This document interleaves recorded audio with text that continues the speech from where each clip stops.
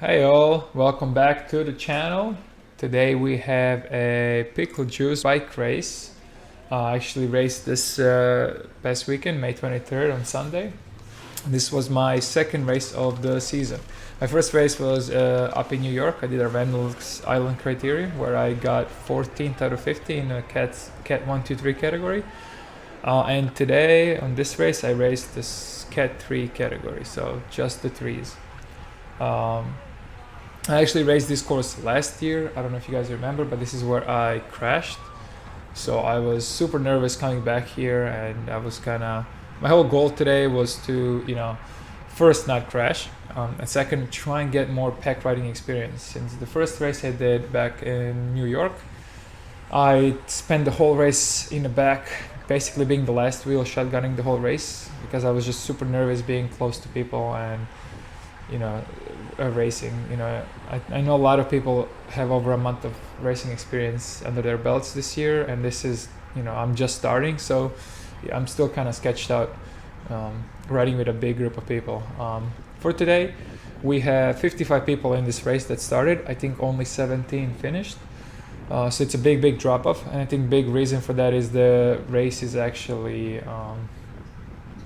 super technical, right? The course is super narrow, the race is technical, so you basically sprint out of every corner to catch up or to be inside that this big group.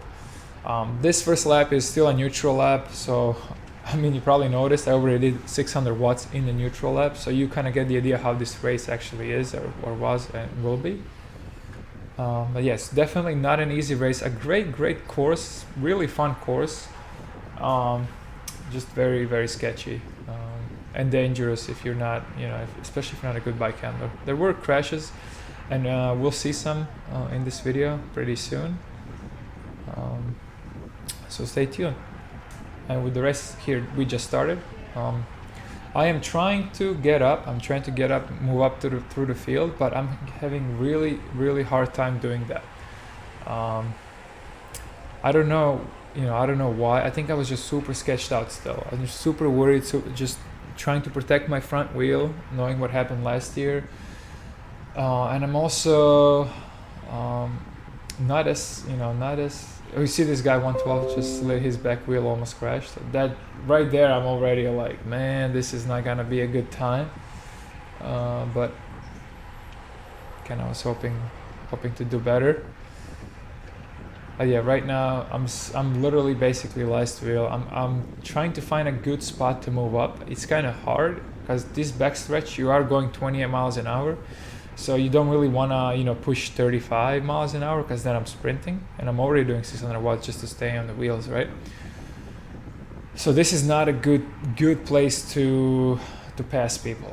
So you really want to move up through the corners, but that gets sketchy because there's a huge pile up of people, right? See this coming into the corner, everybody's slowing down, and as you'll see right here, we have a first crash on the right. So I think about 10 people went down. I actually heard a wheel explode, which was crazy. Like it sounded like a bomb went out. So definitely not a pleasant experience at a lap 2 or first lap. Actually first lap wasn't even done, we had a big crash. So I'm already I'm like super sketched out right now. I'm nervous. You see my hands, I'm actually braking. Ideally you don't want to brake, right? You want to kind of open up a gap and then carry the speed through the corner, but I was just I think subconsciously I was just being too careful today, and in my head I would rather just do a huge amount of energy, spend energy after the corner than being involved with other people and risk damages to my bike, to my body, whatever. I already had to buy a new bike from last year, so I don't want to go through that experience again. But yeah, and I guess while we're at it, I can talk a little bit about differences that I'm noticing between the higher categories and lower categories racing. In the 1, 2, 3 race that I did, the field seemed a lot less reactive, and what I mean by that is, everybody kind of seemed like they had their own race plan strategy, right? If in Cat 3 fields, it's almost as if like nobody really plans ahead for more than like few seconds, right? If a gap opens, you're gonna have 4 people try to get into that gap as soon as possible and expend like 1,000 watts just to get to that gap, and then they'll break into a corner and do another 1,000 watts out of the corner, versus just letting that speed and momentum carry them through the corner and then they'll catch up on their own. And the reason I'm saying they don't plan ahead is because then 20 laps after, they're getting dropped because now, you know, they're out of their matches. That's what I noticed, and that's probably a big reason why only 17 people finished this race and where 55 started. I think just, you know, knowing your limits, knowing when to actually go, and preserving the momentum and speed is super important. And as you saw, we're still in a neutral lap here, so people were just, you know, people are already like, while we're neutralized because of the crash, people are still, you know, closing in and fighting for positions and pretty much elbowing each other for it, which I get. You want to be in a good position for a restart, but I mean, it's, you know, it's not the probably most ideal thing to do. But I'll talk about a little bit about this race. We had a big team, I think the Aventi cycling. It was the guys in like a darker blue and black. You can see them on the top right. One guy. They had 8 riders in the field, so they were represented heavily. So I knew that this race is probably gonna be them controlling the whole race and either trying to get their guy into a breakaway, or if a breakaway would go right, they would be the one to follow and then to slow down the whole field. So I knew that me, you know, trying to break on my own, I would either need to have one of them with me or I would need to follow their move. The problem I'm facing is I'm sitting here in the back and it's really hard to react to any moves go up front if you're in the back. So my goal was to try and get to the front, and this is still a neutral lap, so I kind of try and move up here. But as you can see, that there's a little left corner where the scooter is right now, and it's really hard for me to move up through here because everybody's pinching up the corner. And essentially on this inside of this course, it's really hard to move up in general, because that's where everybody was trying to be. So and people would bump corners and stuff, so you generally don't wanna be there and risk getting your wheels crossed. But I was there pretty often, and we're still slowing down here.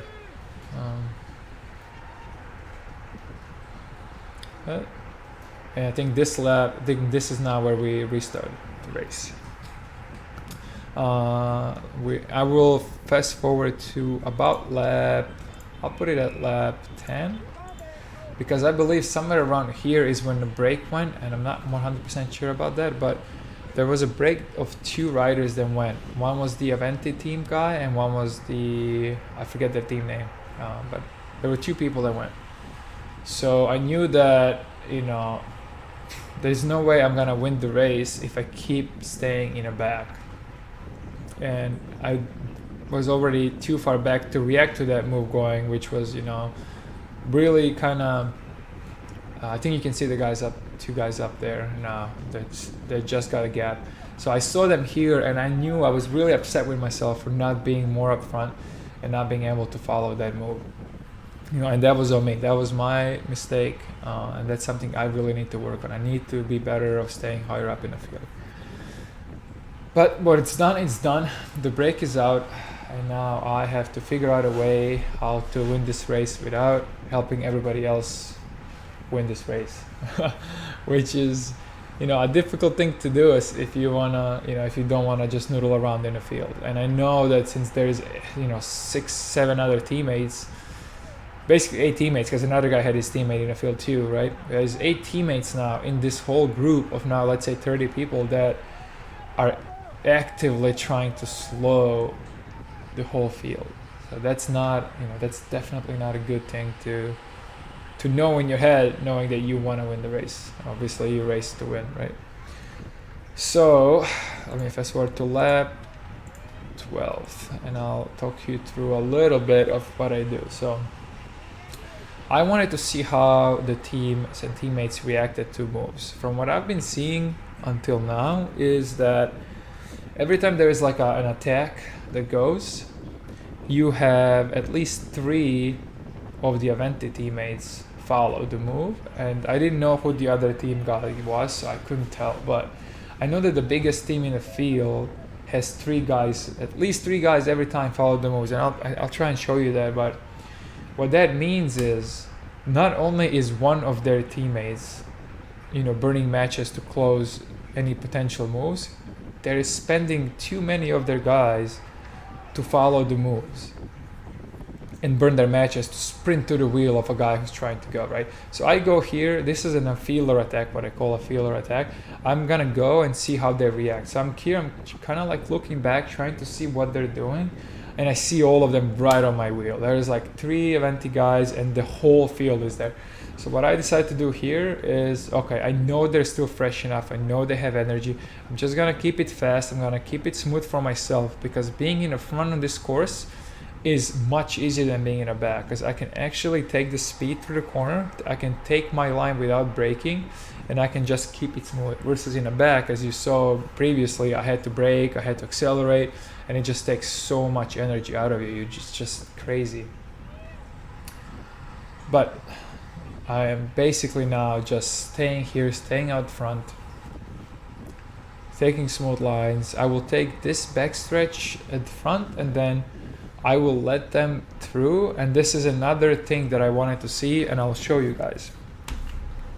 And this is, this is all kind of like, the more experience you get, the more races you watch, especially NorCal or Trainer Road, breakdowns really helps me, kind of think about races while I'm actually racing, even though I can't execute as good. But my plan here was I was gonna let somebody attack, so I slowed down a lot. I'm basically 90 miles an hour. So see this guy attack, and now I want to watch who follows. And as you can see, 3 Aventi guys are already sprinting to catch this. So I know they're burning, right? What I would do if this was me is I would have one of those guys go follow the move, the other 2 rest in a field, and then as soon as that's caught, the other guy can, then hopefully follow a different move. But what they're doing literally here is they're burning their whole team out. No offense, guys, if you're watching. I mean, this is great for me, but they're burning their whole team out just to follow one move. And those moves that they would follow, I mean, I think you gotta recognize dangerous moves versus moves that wouldn't stick. A lot of these moves that people would make were just kind of nonsensical attacks. They would attack, but you can kind of tell there's no way that guy is staying out. So there are things you can do, like you can let them dangle. If somebody attacks, you can go to the front, keep the smooth pace and let that guy be there, right? Let him try, and then at 2-3 laps after that, he's gonna blow out and you're just gonna catch him. So like there are ways for you to do that more smoothly, but I think these guys were just really trying to close every gap right away to protect their teammates, which is great. But I think they were overdoing it a little bit. So what I knew here is that I was gonna give them another like 10 to 15 minutes of doing the same thing they were doing, right? Pretty much burning themselves out, and I was gonna try and do a really big attack at some point. And that point is, as we will now fast forward, happen at lap 21. So we're now, so I moved up. I kind of I just tried and stay up from lap 14 to lap 20. I tried to be like top third of the field. I really what I notice is when people get tired in these Cat 3 races, it's a lot easier for me than to be more up, which obviously like maybe I should just waste more energy initially, but it's not something I want to do. So here it was really easy for me to stay in the upper part of the field, and right here backstretch, I know we're starting to slow down. I can see the speed falling down, and I just carry whatever momentum I have over, and I can hear them yell, go, go, go. But I put in a really big dig. I managed to keep about 25-26 miles an hour through that hill. So I already opened 3 to 4 bike lanes right here, right? So they are following me, they're sprinting to get to my wheel, but I know I can take these lines really smooth, and I can carry a lot of speed. I get into my aero position, right? And I'm holding about 28 miles an hour. So I know if I'm at a 28, they need to be at a 30 to 32 to close this gap. And when you're, 30 miles an hour for them is probably like 600-700 watts, and right after that hill where they follow my attack, I know it's going to be really, difficult for them to match that. So I still at this point have 3 to 4 bike lengths whenever I look back, and this was it. So in my mind, this was it. This was my move. I'm either going to blow out or I'm gonna make this stick. And I think when you're trying to get into breakaway, that has to be your mindset. You can't half-ass the move. If you half-ass the move and they catch you, it's done. And then they know what you're gonna do, and you're never gonna be able to break away. So this corner is really sketchy. I took this at 27 miles an hour, and there was a kid from Rockstar Tracks, something New York. I forget their name. But anyway, the kid slid out in that corner and helped me open up even bigger gaps. So now I have about 6-7 bike lines. I'm slowly opening the gap. So I actually broke the guys behind me. They couldn't follow.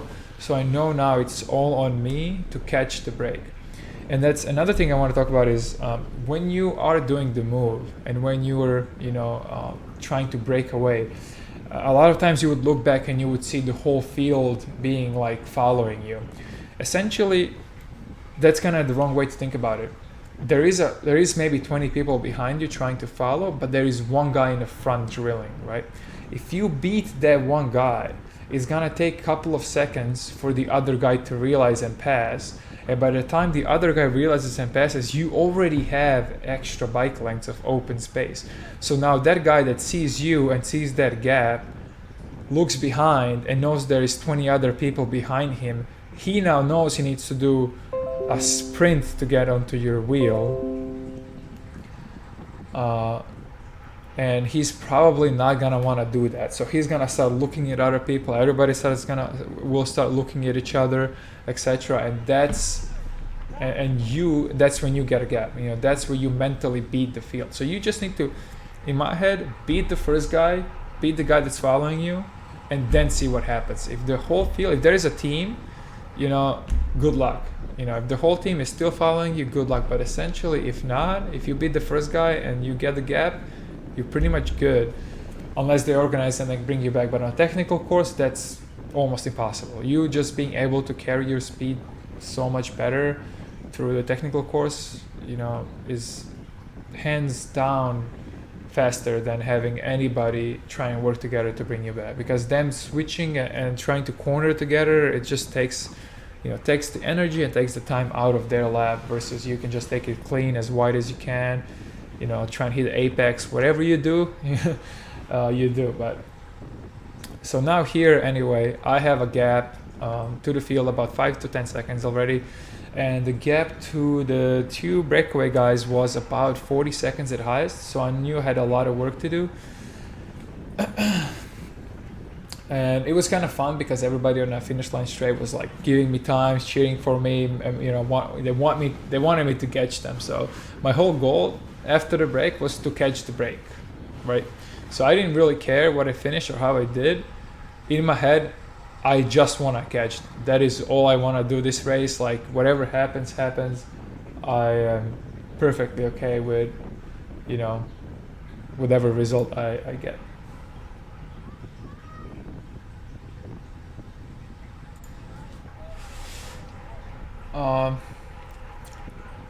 Anyway, now what you will see is at some point in this break attempt, I will have a guy bridge up to me. He will try and help me out to pull through a little bit, but unfortunately, as you'll see, I think we ended up going slower as he was trying to help me. And as I was saying, it's just due to not being able to take clean corners, single file, like as you see right now. This is the guy that bridged up to me. I think his name is Noah. So he's trying to help me here, but he was pretty spent after the bridge attempt, so I felt kind of bad for him. I could see him, struggling kind of hard, but he was really trying to help. So I'm very grateful. I'm very grateful. But I think at some point I tell him that I'm just gonna do it. I'm just gonna do it myself. If he wants to sit on my wheel, he can. Because again, I really think that me doing this myself would be quicker. He pulls up here, but as you'll see, like he just lets me go through right away. He's definitely burning up, and I think right after this he ends up being dropped, unfortunately. But good job, man. I hope to see you again. You're super strong. I just couldn't believe he was able to bridge up to me on his own after that, which was really impressive. So kudos to you, man. Good job.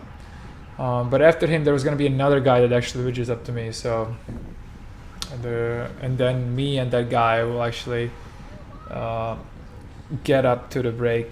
But again, I will probably do 99% of that work because it just felt quicker to stay up front and just take the clean lines. But very grateful for you guys' help.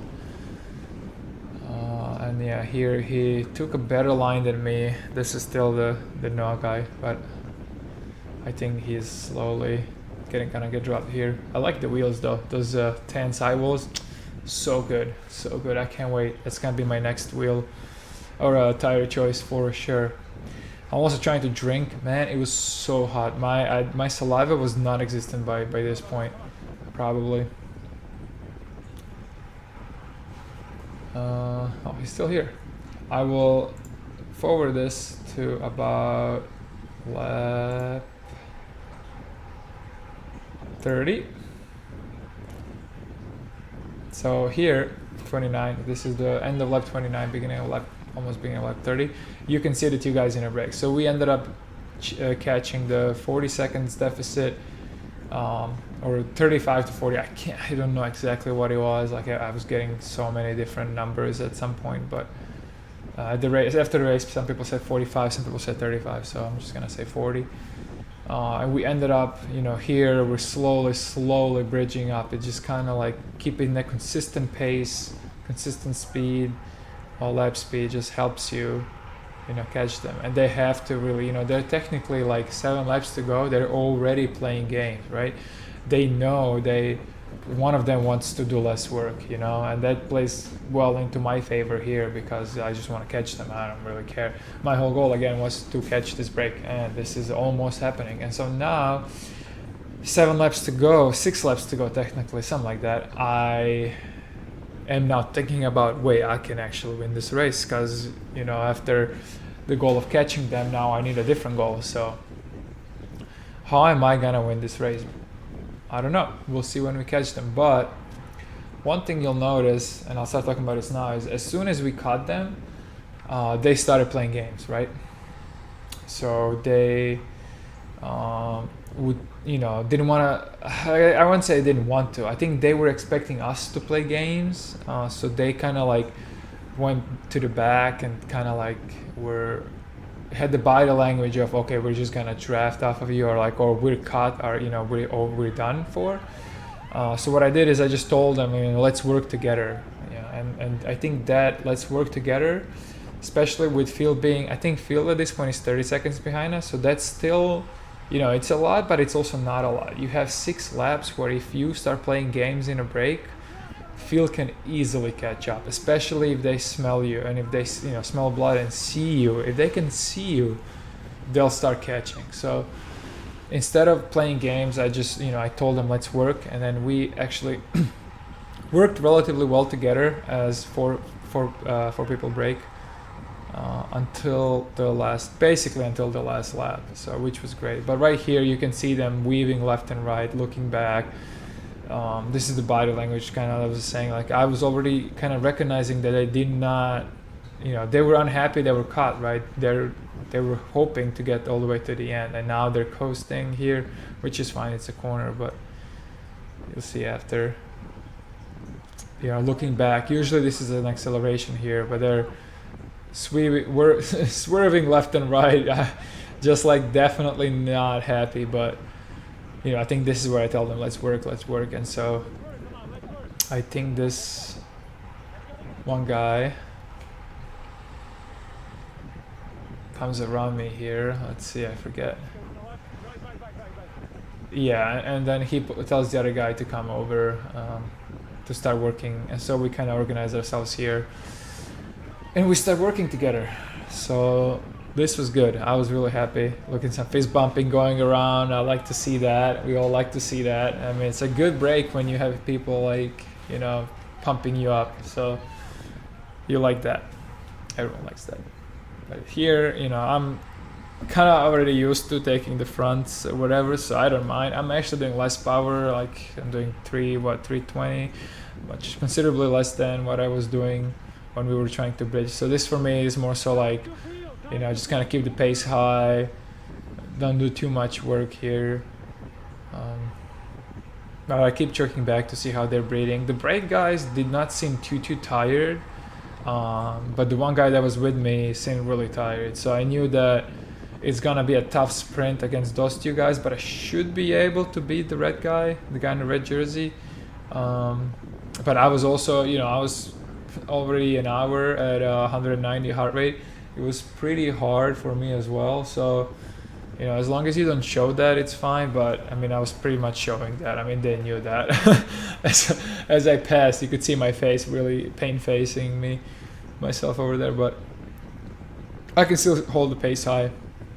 And I knew about here that if I keep going a little bit easier the way I was, I will have one more kick in me. So pretty much one more kick and that's it. And now I'll tell you a little bit of my planning as we go forward. But last year, and this I'll tell you, I guess I'll get in the story. Last year, I was doing this race. It was CAT 3-4. It was the last race of the series, and there was a break ahead that went away, and I was in the field chasing. It was like 6 of us chasing the break.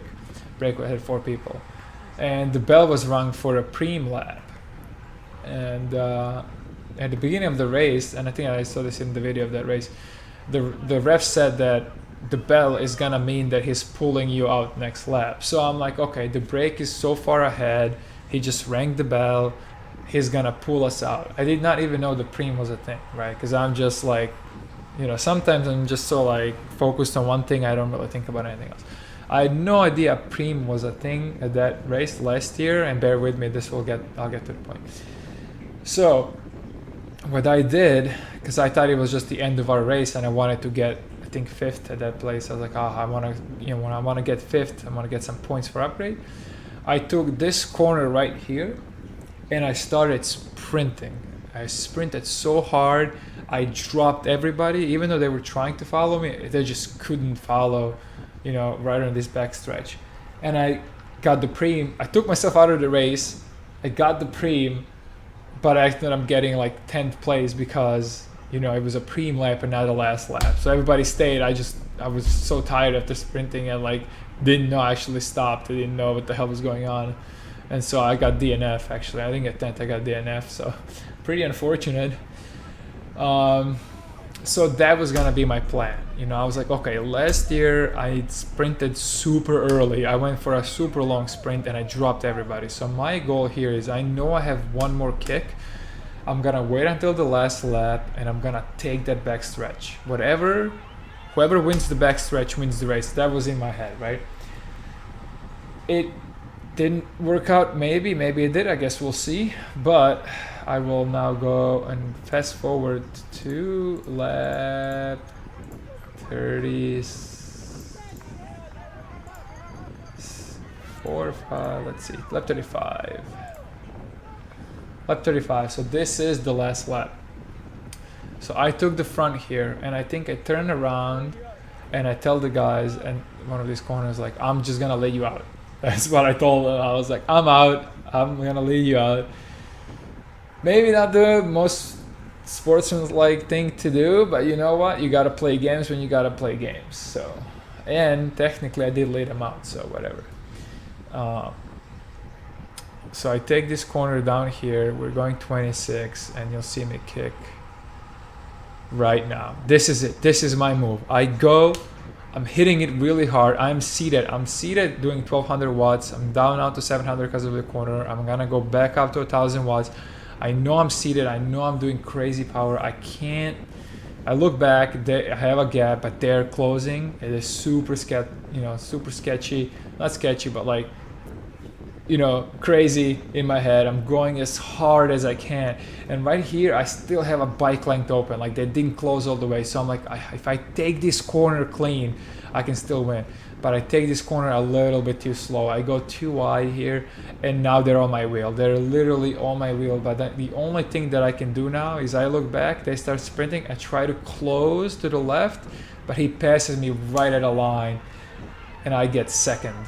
I get second by maybe half an inch in front of the third. So these two guys really had a lot of energy left, and I was pretty dead. I tried to go for a long sprint, but just didn't happen for me. But that was such a good race. We pretty much left the field by the end here, but that was one of the hardest possible races that I could have done to myself. If I was just able to spend a little bit more energy and stay up closer to the front, I would probably end up spending less energy being closer to the front, knowing that I wouldn't have to sprint as much out of the corner. And if I followed their move early, I would have been with them the whole time and not having to bridge for 20 minutes at like 400 watts effort or whatever the hell it was. But you know what? It's early in the season. Still learning. I did had a decent result I'm happy with. I'm actually racing the time trial, Kingwood time trial this upcoming weekend, and then I think I have another race in New York in June 12th. So races are coming. They're back on the calendar. Hopefully after 5 or 6 races, I can look back at this and say, wow, I was a dumbass. Even now I can say that, but yeah, pretty happy with it. As much as I'm happy with the result, I'm actually really happy with the work I did. I know it's kind of like you want to do at least amount of possible work you can in a bike race, but there is something satisfying knowing you did a lot of work and I got a good result. That's just something that I still have from rowing, and it's something that probably won't ever change. So yeah, I'm happy with this, and hope you guys stay tuned, subscribe, like, do all those good things, please. And yeah, I'll see you guys in the next one. Peace out. I did an interview with your boy Constantine. Oh, you did? Yeah. Nice. Yeah, you're the one, the guys that people told me to watch out for then. Oh, they did? Fuck. Yeah. I think Mark is my 7th race of my life. What the fuck, dude? Bro, good race, alright? Take it easy. Yeah, you as well, yeah. You'll be on YouTube, by the way. Thank you.